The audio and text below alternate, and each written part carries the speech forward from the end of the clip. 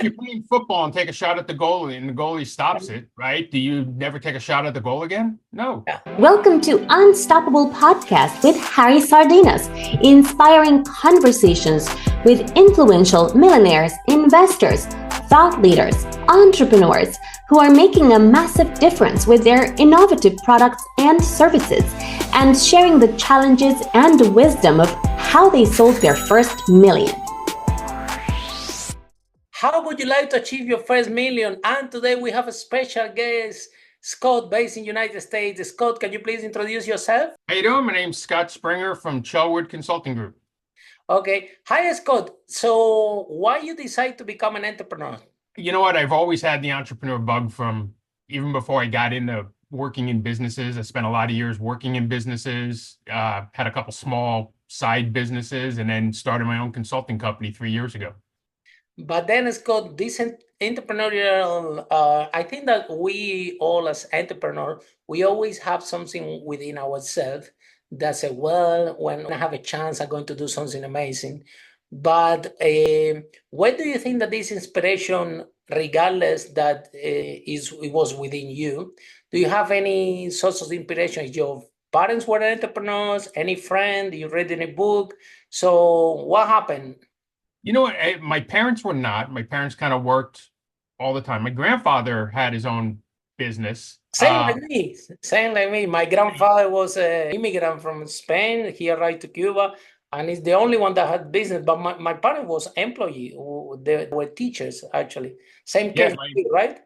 My grandfather was an immigrant from Slovakia, came through Ellis Island in New York and started a butcher shop in New York and ran it for his whole life until he, passed away. Well, I bet that he's very proud of you, yeah? Yep. So then what happened when you okay, I'm gonna open my own company? What was the reaction with your parents or with your peers? Did everybody support you, or some people were telling you, oh my God, I think that Scott went crazy? Oh, no. Most of them, I would say vast majority of them are like, it's about time. Oh, really? Oh, wow. That's amazing. When I was working in companies, it was like I was headhunted to go to, recruiters would always call me, headhunters would call me, go to another plant, fix this plant needs help. And in between each one, I was always like planning to start a business. And all of a sudden I get a call and it's like, well, it's hard to turn down that much money to go, move and, turn around a plant. Because I actually like turning places around. I like making them run better. I like making them do that exponential growth or even linear growth.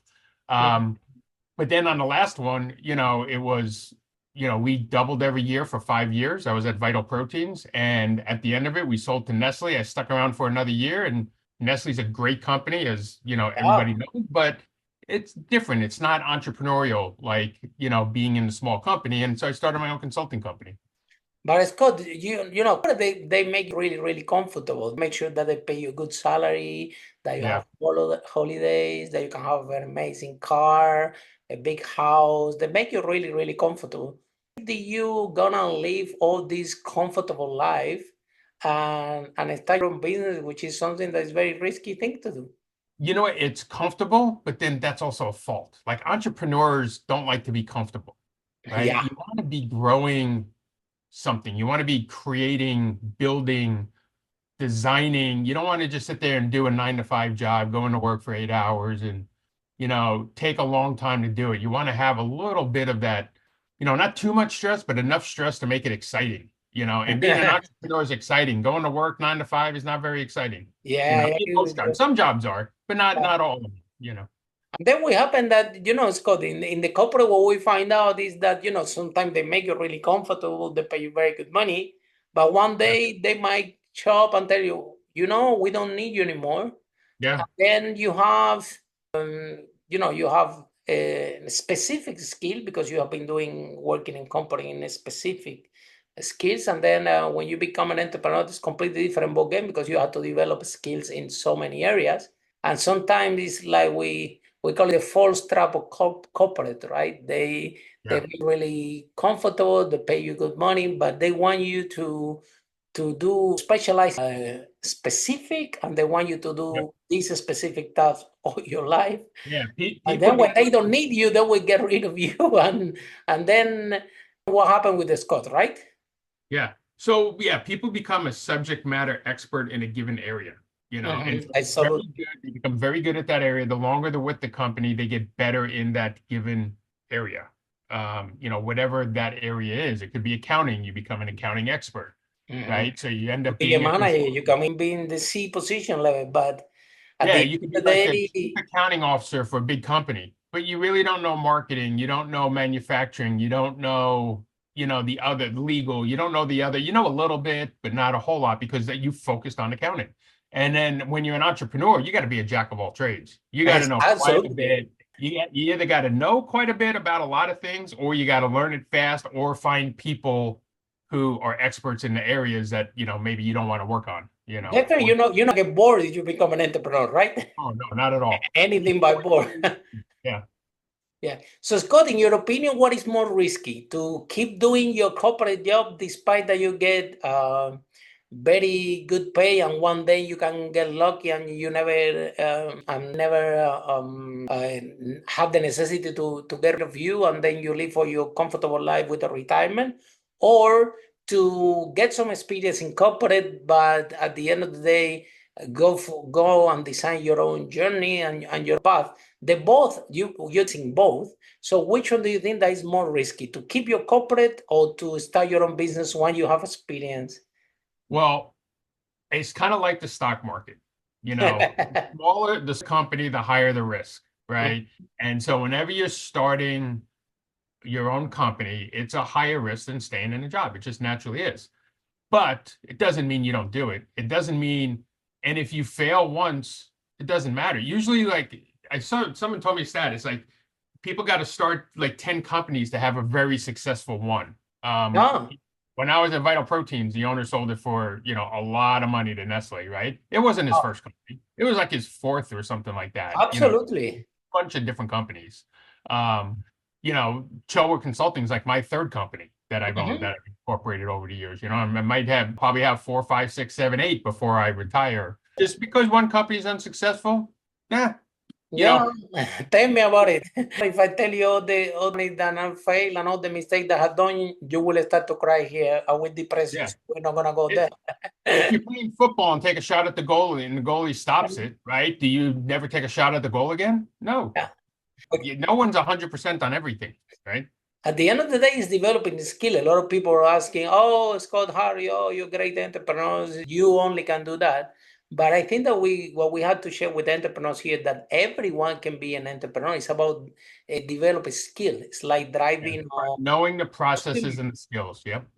The more you practice, the better you become. There is it's not like a talent base. For example, I have a cousin that is an artist. He's painting for a lot of money. Okay, he have a certain talent to do these paintings, or maybe it could be a singer that have an amazing talent to sing. But when it comes to to us entrepreneur, it's not such a thing as talent, right? I haven't met any multimillionaire that haven't told me, Harvey, I failed so many times, and it's never straightforward like everybody thinks. And because at the end, what we're doing is developing a skill. We are failing, coming back, thinking how can we repackage, what type of company we can open, and things like that. And in that process, you're developing skills. Some people take longer than the others, but at the end of the day, everybody can ride a bicycle. If that makes sense? Absolutely. So I always think like there's 3 things to be successful in life, right? You got to have some sort of intelligence, and most people are above average intelligence. Half the people in the world are above average intelligence, right? The other half are below average, right? That's just the way it is. Exactly. So you got the above average or starting businesses or running businesses. You need to have some sort of training, education, or, as you're calling it, skills. You got to learn that. You could do it by reading books. You could take classes. You can go get a degree in college. You can go to a trade school. Whatever it is, you need to learn more than you were taught in school. And then even after you get like a degree, that means the only thing a degree tells you is that you're capable of learning. And you got to continue learning every single year and keep building your skills year over year. And then the last thing, and that's really the one, is like you got to have that drive. You got to have that work ethic, that drive to achieve, to be somewhat competitive. A lot of times people who played sports do better in business because they like that competition. You know, it's almost, it's like a Absolutely. game. You know, it's They kind have of fun. discipline also, correct? Yeah. Sports They about listen it, to you the know? coach. A lot of elements for people that play sports, because at the end of the day, they have a coach and they listen to the coach and they train. Yep. Again, they're developing the skill. Exactly. Yeah. Business coaches, you got, executive coaching, whatever it is. Yeah. There's ways to develop those skills and then have that drive. Yeah. Okay. Tell us about this first business that you opened, because this one is always this one that you don't remember, even if you didn't make any money. The thing is, so what was your first business, and what was the process that you thought I can make some money in? It's Please let us know if it works or not. Yeah, it was like a long time ago. I was getting my MBA in school, and my daughters were young, and we're going to throw a birthday party for my daughter. I think she was like 3 or 4 or something like that. My oldest daughter was going to be 3 or 4. Now she's like 25. So it's like 20 years ago, right? I'm getting my MBA. I'm a few years into my MBA. I was taking a part-time while working. I had my strategy classes, had my, financial classes, had all the core courses done. And we're going to rent a jumper, which is like a bounce house. Those inflatable things, those bounce houses that the kids go in, and we're going to rent one. And so my wife's home. She was a stay-at-home mom at the time. And she calls, and, I go to work and I go to school and I come back. I was like, so did you find one for the birthday? She's like, no. And I was like, okay, we'll keep trying. Right. And come back the next day. And she's like, man, everybody I talked to was so rude. Really? I was like, you would think they'd be like, that's a customer service type thing. It's like, you think they would be nice. She's like, everybody's like, they wouldn't help me out. They were me, everyone. There wasn't one person. She's like, no, everybody was a jerk to me. Right? And then they said, just go to our website. And on the website, they also sold jumpers in different places around. They rented them and they sold them. And so she told me what they did. They told me it's like, we were renting them at that time for $70 for the day. And you can buy one for $2,100 at that time. Okay. And that was kind of a higher price. You could buy them. I was like, that's not a bad business. $70 rented, enough times a year. You get a decent return. And she's like, yeah. And they say they rent it 1.5 times every weekend. And I'm like, that can't be right. She's like, I went to 3 different sites. They all said the same thing. When you're in good weather and can rent it year round, it's 1.5 times every weekend. So you rent it like every Saturday, and then half of them on Sunday and during the week. You didn't get many during the week, but you get a few during the week, like nursery schools and stuff like that. Wow. And so I crunched the numbers. I was like, that can't be, it pays itself off in 6 months, right? Or less than 6 months, 5 months. I'm like, there's no way. And so, go, and was thinking a couple days, and I'm like, you want to start a business? Get a few of these, right? And so we decided to let's jump in, let's try it. And so we ordered 3 of them, right? 3? 3. Wow. We just jumped in. Let's order 3. I mean, right? You want one for your daughter full time. Oh, well, yeah. But so, at least my daughter's going to keep one forever, and let's see what happens with the other 2, yeah? Well, we wanted 3 different styles. And I could set up 3 easily one morning, right? It takes took 30 minutes to set it up. It didn't take long. And I got down where I could do it in like 15 to 20 minutes at one point, later on. So we get 3, and Memorial Day, which is end of May, the weekend before my daughter's birthday party, comes up, and it's a 3-day weekend.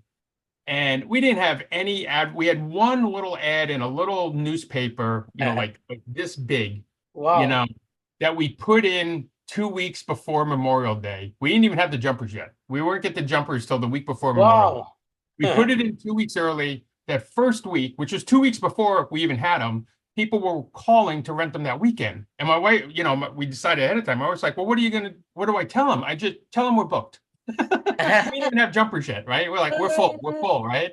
And then we started taking orders for Memorial Day. And we had 3 jumpers. And that weekend, we rented them out 5 times. Wow. The weekend of my daughter's birthday, excluding setting it up for my daughter, we rented it out 4 times. So there you go, 9 times over 2 weekends and 3 jumpers. It was 1.5 times for the 2 weeks. We're like, whoa. Follow us for more interviews with the world's most influential, audacious entrepreneurs that overcame challenges and adversity, providing you with the blueprint of how they sold their first million so you can grow your business exponentially.